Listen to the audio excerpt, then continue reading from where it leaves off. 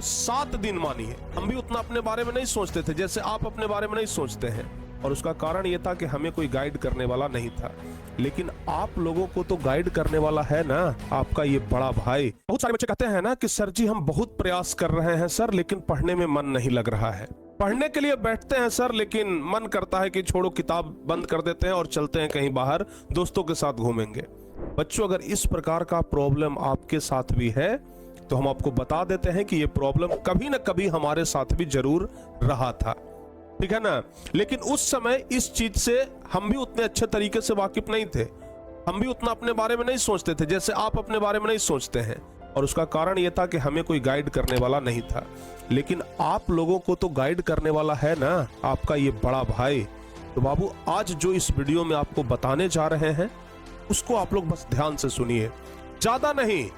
हम आपको कहते हैं ना कि अगर आप हमें सच्चे दिल से मानते हैं तो आप हमारी बातों को सिर्फ 7 दिन मानिए, सिर्फ 7 दिन, एक सप्ताह। एक सप्ताह के अंदर अगर आपके भीतर बदलाव ना दिखे तो इसी वीडियो के नीचे आकर के कमेंट करिएगा कि सर जी हमने करके देखा लेकिन हमें बदलाव नहीं दिखा। बाबू, आपको सिर्फ 7 दिन प्रयास करना है और सिर्फ कुछ काम करना है, ज्यादा नहीं। अपने आप में एक बड़ा बदलाव लाने के लिए ना छोटा छोटा सा प्रयास करना है। पता है ना कि बूंद बूंद घड़ा भरता है, धीरे धीरे रे मना धीरे सब कुछ होए, माली सींचे 100 घड़ा ऋतु आए फल होए। एक ही बार में आप सोचेंगे कि हम एक ही दिन में सब कुछ कर लेंगे, नहीं होगा। धीरे धीरे बदलाव आपके अंदर आएगा, क्योंकि जिस चीज को आप जन्म से ही करते हुए अभी तक आ रहे हैं वो चीज को छोड़ना 7 दिन में थोड़ा चैलेंजिंग जरूर होगा, लेकिन आप करेंगे। प्रयास तो पहले करके देखिए। तो बाबू, आप अगर 7 दिन कर लेते हैं ना तो पक्का कहते हैं कि आप अपने अंदर एक बड़ा बदलाव देखेंगे। सबसे पहला काम, बच्चे क्या करते हैं कि दिन भर पढ़ते हैं या पढ़ते नहीं हैं, ये तो आप पर निर्भर करता है कि पढ़ते हैं कि नहीं पढ़ते हैं। लेकिन अगर आप पढ़ते हैं चाहे नहीं भी पढ़ते हैं, हम इसकी बात नहीं कर रहे हैं। हम बात कर रहे हैं कि जब आप रात को सोने जाते हैं, अधिकांश बच्चों का प्रॉब्लम होता है कि जब आप रात को सोने जाते हैं तो पहले 1-1.5 घंटा खूब मोबाइल चलाते हैं, और मोबाइल चलाते चलाते अगर नींद आ जाए तो बढ़िया है, कब नींद पड़ गया पता भी नहीं चला। लेकिन नींद आने से पहले आप 1-1.5 घंटा मोबाइल जरूर चलाते होंगे। अपने आप से पूछिएगा कि हम मोबाइल चलाते हैं कि नहीं चलाते हैं। और पता है, ये आदत से एक समय हम भी बहुत परेशान हो गए थे, और इसके वजह से नींद भी पूरा नहीं होता था, डिस्टरबेंस होता रहता था, समय से नहीं सोना है, समय से नहीं जागना है, बहुत प्रकार का दिक्कत होता था।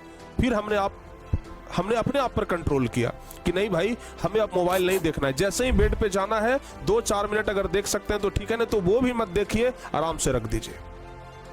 मोबाइल को अपने पास से दूर रखिए। ऐसा नहीं कि सो रहे हैं तो बगल में, माथा के बगल में मोबाइल लेके सुतल है, नहीं बाबू, ये गड़बड़ हो जाएगा।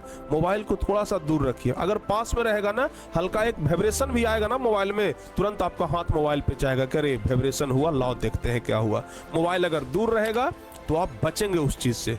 आपको कहीं ना कहीं आलस होगा कि छोड़ो, अब वाइब्रेशन होगा, सुबह देखेंगे, अब उतना दूर कौन लाने जाता है। तो ये आप में एक बड़ा बदलाव आएगा। तो आप जब भी सोने के लिए जाइए, मोबाइल मत देखिए, मोबाइल मत चलाइए। आप घंटों मोबाइल चला लेते हैं, पता चलता है कि उसकी वजह से देर रात तक आप जागे रह गए, सुबह में आपका रूटीन गड़बड़ा गया। तो सबसे पहला चीज यही है, मोबाइल, ठीक है ना, ध्यान रखिएगा। दूसरा, अगर आप मोबाइल को छोड़ रहे हैं और मोबाइल आपका छूट रहा है तो फिर टाइम मैनेजमेंट करिए। पता है, मोबाइल को छोड़ देने की वजह से आपका डेली 3-4 घंटा समय बचेगा, तो उस टाइम को मैनेज करिए और मैनेज करके उसे अधिक से अधिक पढ़ाई में बिताइए। जो समय आपका डेली मोबाइल देखने में बीत रहा था ना, आप 1 घंटा मोबाइल देखते थे, उसके वजह से 3 घंटा लॉस होता था।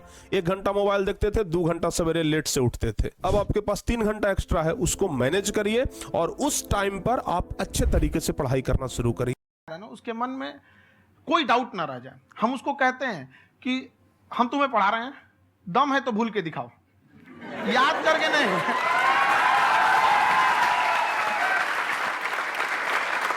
प्लस आप जिस प्राइस पॉइंट पे पढ़ा रहे हैं, आई थिंक वो सबसे कम है, वो बहुत ही कम है। सर, ये जो फीस का कल्चर है, ये हमारा इंडियन कल्चर नहीं। हमारा इंडियन कल्चर गुरु दक्षिणा है। उस हिसाब से वो ऑक्सीजन जैसे जिंदगी के लिए जरूरी है, वैसे एजुकेशन जरूरी है। कोई ये नहीं कह सकता कि पैसे की वजह से वो खान यहाँ से लौट गया। क्या बात है।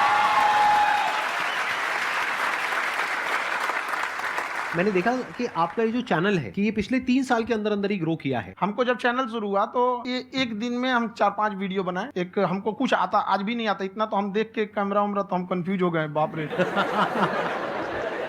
तो हम एक ही दिन में वीडियो शूट किया, पढ़ाने वाला टॉपिक था हमको। उसके बाद कभी वीडियो ही नहीं, 6-7 वीडियो एक ही बार शूट कर लिए। और एक जो थे जिनका कैमरा वगैरह था, मेरे पास कैमरे भी नहीं थे उस टाइम, और कैमरा 35,000 का था, तो 6 महीना इसी में लग गया, जो 35,000 इसी में फंस जाएगा।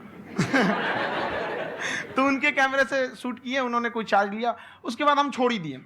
लॉकडाउन लगा, तब हम कहें आप कैसे पढ़ाएंगे, हो तो 1 दिन 2 दिन करते करते अचानक लंबा हो गया। तब हमको याद आया कि ओहो मेरा एक चैनल भी है वहाँ पे। तो उस समय उस पर लगभग 30,000 सब्सक्राइबर हो चुके थे। तो जैसे लॉकडाउन लगा तो उस पर पढ़ाना चालू किया, और पता नहीं क्या लोगों को पढ़ाई में इतना इंटरेस्ट आ गया कि आपका स्टाइल ऐसा है थोड़ा सा, आप आई थिंक पढ़ाई के साथ साथ में जो बीच बीच में आप थोड़ा बहुत छोड़ते रहते हैं ना, मतलब जो एंटरटेनमेंट चलता रहता है। ये बात हम देखिए, जब हम गुलाम थे ना, तो अंग्रेजों ने एक चाल चला था कि भारत को हम फिजिकली गुलाम रखेंगे 100-200 साल, मेंटली 1000 साल कर देंगे। उन्होंने पढ़ाई का मॉडल चेंज कर दिया। उन्होंने ऐसा डिजाइन किया कि ये टीचर की रिस्पॉन्सिबिलिटी है, वो पढ़ा के चला जाए। टीचर की रिस्पॉन्सिबिलिटी यहाँ खत्म नहीं हो जाती है। पढ़ाना तो कोई भी पढ़ा सकता है, टीचर की इससे बड़ी रिस्पॉन्सिबिलिटी होती है उसे समझाना। वो समझा कि नहीं समझा। अगर लड़का आपके समझाने के बाद डाउट रह गया तो ये आपकी गलती है। लड़का हमसे पूछता है सर इतनी भीड़ है आपके पास, तो कहे सर डाउट कैसे पूछेंगे। हम कह रहे यार तुम्हारा डाउट बचेगा तब ना पूछेगा तुम डाउट यहाँ पे।